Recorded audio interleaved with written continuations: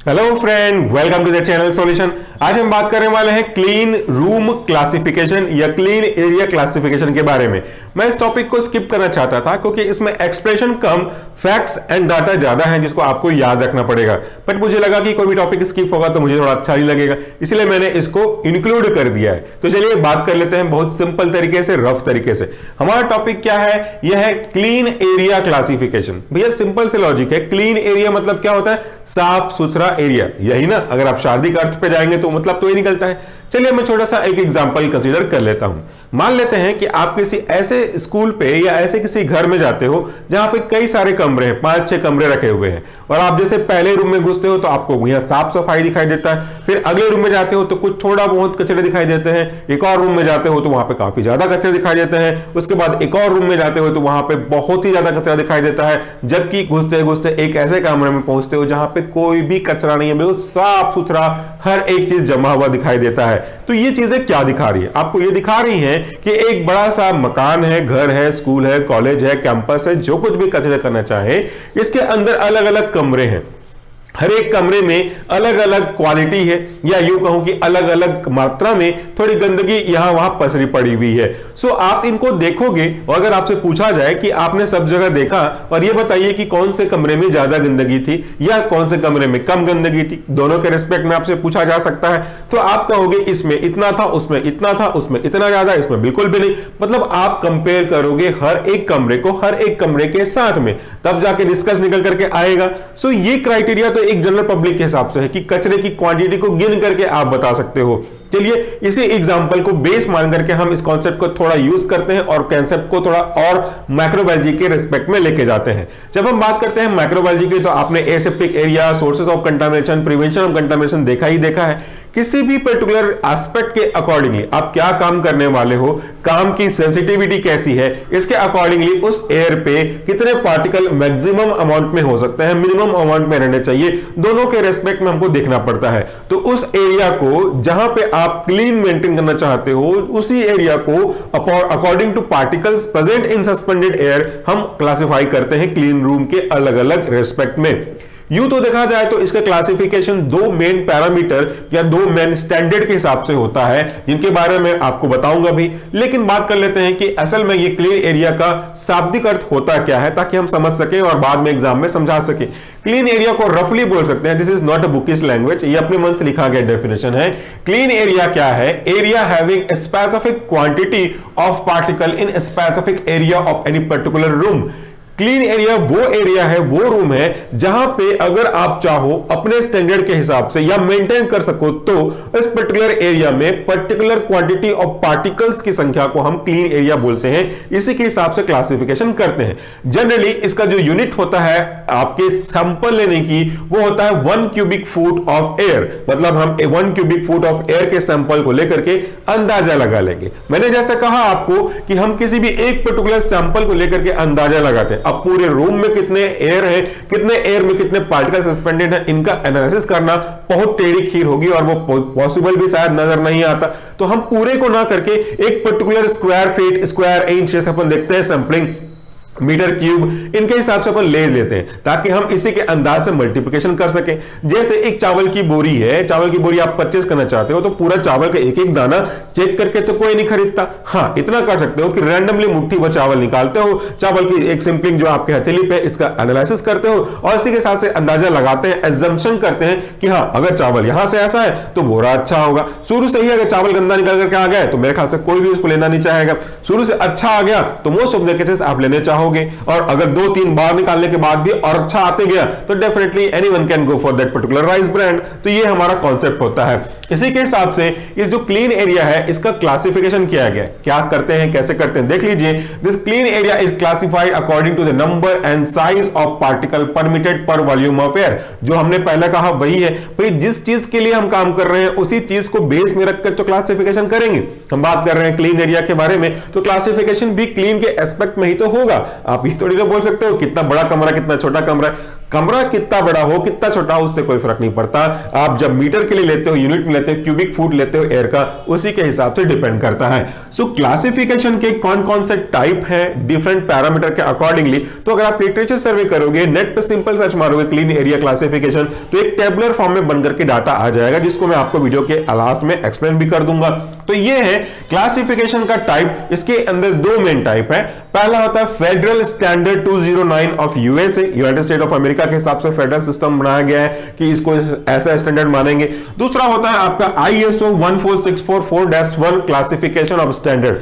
ये दो main parameter है जिनके हिसाब से क्लासिफाई किया गया है, बट मैं आपको केवल एक्सप्लेन करूंगा second one, that is ISO 14644-1 के बारे में। ये क्या है, कैसा काम करता है, मुझे लगता है कि आपको एक टेबल के फॉर्म में देखना ज्यादा बेटर रहेगा, फिर मैं आपको यहां पे एक चीजों को, बचा हुआ चीजों को और एक्सप्लेन कर दूंगा।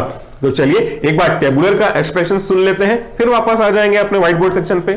तो जैसा कि आपने अभी अपने व्हाइट बोर्ड वाले लेक्चर में देखा कि किसी भी रूम को हम क्लीन रूम तभी बोलते हैं जब वो एक स्पेसिफिक फॉर्मूला को फॉलो करता है, यानी कि एक स्पेसिफिक स्टैंडर्ड को फॉलो करते हैं।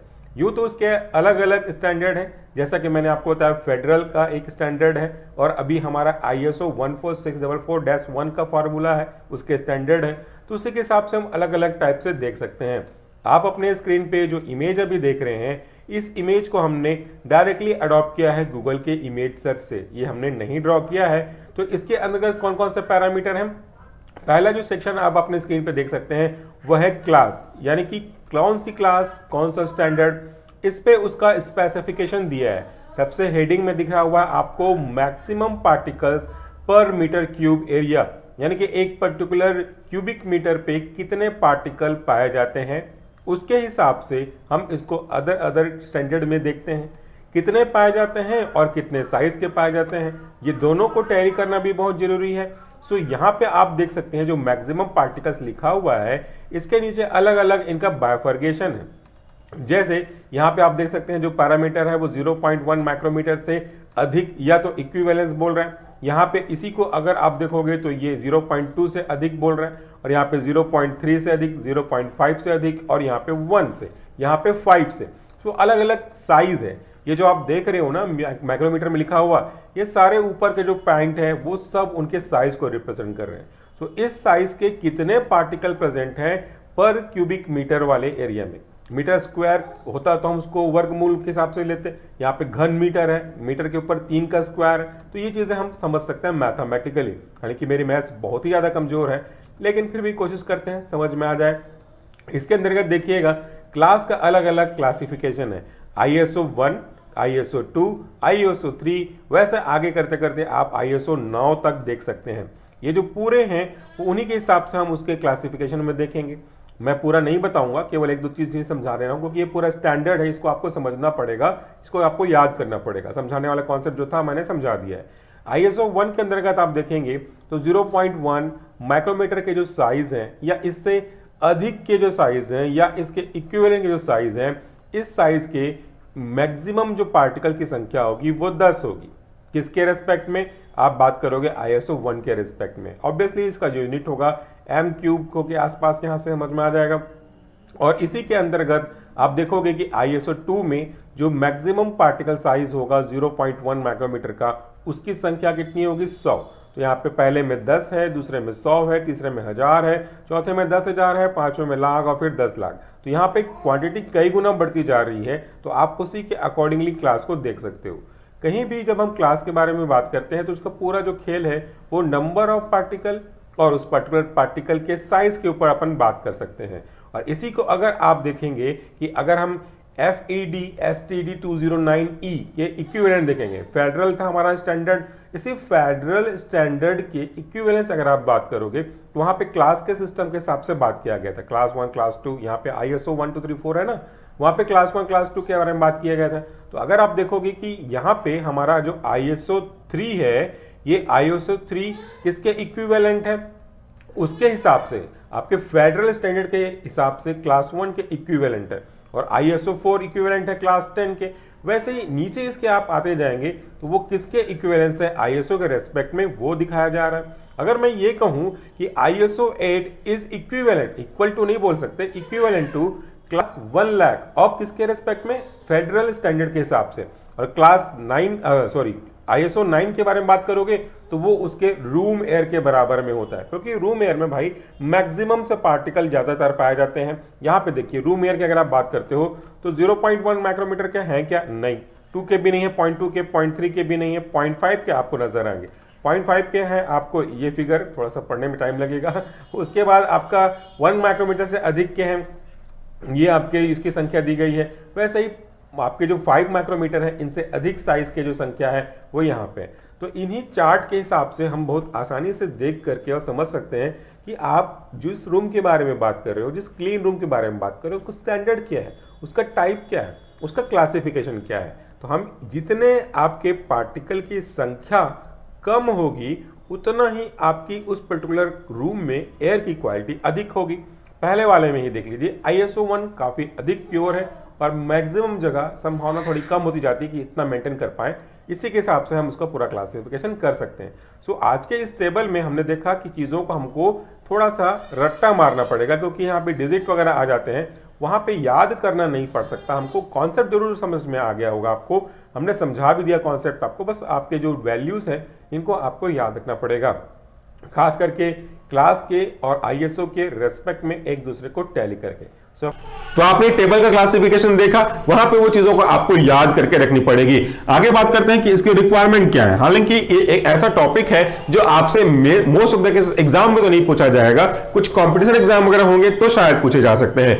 रिक्वायरमेंट क्यों है वो तो बहुत लॉजिकल चीज है। अगर आप कोई ऐसा काम करते हो जिसमें डस्ट के लिए कोई इशू की बात नहीं है, अगर आप जमीन खोदते हो, कोई मिट्टी वाला काम करते हो और आप ये एक्सपेक्ट करते हो कि जहां पे मैं काम कर रहा हूं वहां बिल्कुल भी डस्ट ना हो, तो वहां पे वो चीज लॉजिक बिल्कुल नहीं बैठती। भैया आप खुद ही ऐसा काम करोगे डस्ट निकलेगा, तो डस्ट से बचा करके कैसे कर सकते हो आप, तो हमारा वहां पे लॉजिक नहीं, ऑब्वियसली लॉजिक वहां पे काम आता है जब आप कुछ ऐसे काम कर रहे हो जो हाईली सोफिस्टिकेटेड है कि वहां पे किसी भी तरीके का कंटामिनेशन ना आए। जितना ज्यादा पॉसिबल हो सकता है उतना आप contamination free, air free, dust free, pollution free बना के रखना चाहते हो। तो ऐसे ऐसे जितने भी ऑब्जेक्ट होंगे उनको पूरा करने के लिए इस रूम की जरूरत पड़ेगी, जिसके अंतर्गत मैंने केवल 3 को लिखा हुआ है। इसी के सेंस में सरोगेसी के रूप में आप और भी चीजों को ले सकते हो। पहला है आपका बायोलॉजिकल एक्सपेरिमेंटल लैबोरेटरीज। ऐसे कई सारे लैबोरेटरीज होते हैं बेसिकली एनिमल को हैंडल करने के लिए, एनिमल के साथ साथ कुछ माइक्रोऑर्गेनिज्म को हैंडल करने के लिए, जैसे कई बड़े बड़े स्टेट में होते हैं, भोपाल वगैरह में है, किसी भी डिजीज को स्टडी करना, एनिमल डिजीज हो गई, इसको स्टडी करने के लिए। तो वहां पे उस पर्टिकुलर रिसर्च पार्ट पे जहां पे वो काम चल रहा होगा, रिक्वायरमेंट होगी कि एज मच एज पॉसिबल काफी अधिक मात्रा में क्लीन एटमॉस्फेयर हमको मिल सके। तो ऐसे जगह पे ऑब्जेक्ट को पूरा करने के लिए हम इसका यूज करते हैं। बायोलॉजिकल स्टडी यहां पे कर रही होती है।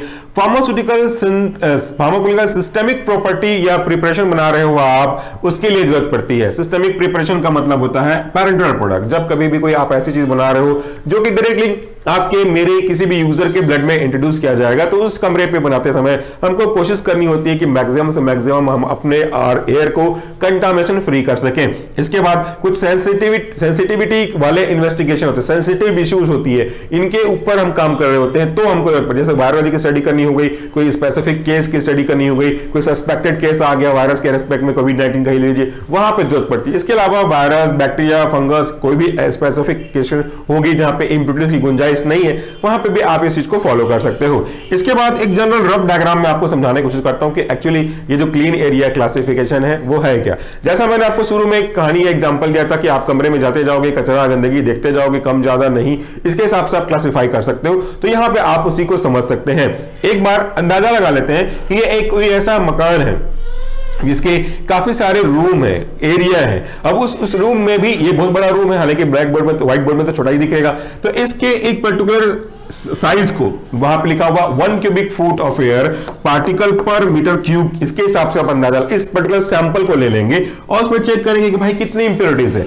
आप देखिए मैक्सिमम में 1 नजर आ रहा है आपको, जो टेबल में देखा उसके हिसाब से ये 1 1 1 1 और ये 1 ये 2, तो ये प्योर में आ जाएंगे।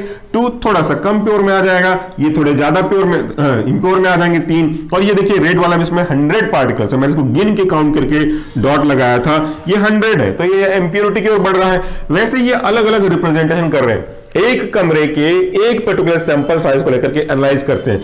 इन केस ऐसा होना शायद मुश्किल है, तो ये देखिए यहां पे कोई भी इंप्योरिटीज नहीं है, तो ये काफी प्योर कहा जाएगा। हालांकि मुझे नहीं लगता कि ऐसा संभव हो पाएगा, अगर होता होगा तो मुझे आइडिया नहीं है कि बिल्कुल भी पार्टिकल ना हो, ऐसा मुश्किल है। तो इसी के हिसाब से हमने क्लासिफिकेशन करना स्टार्ट किया।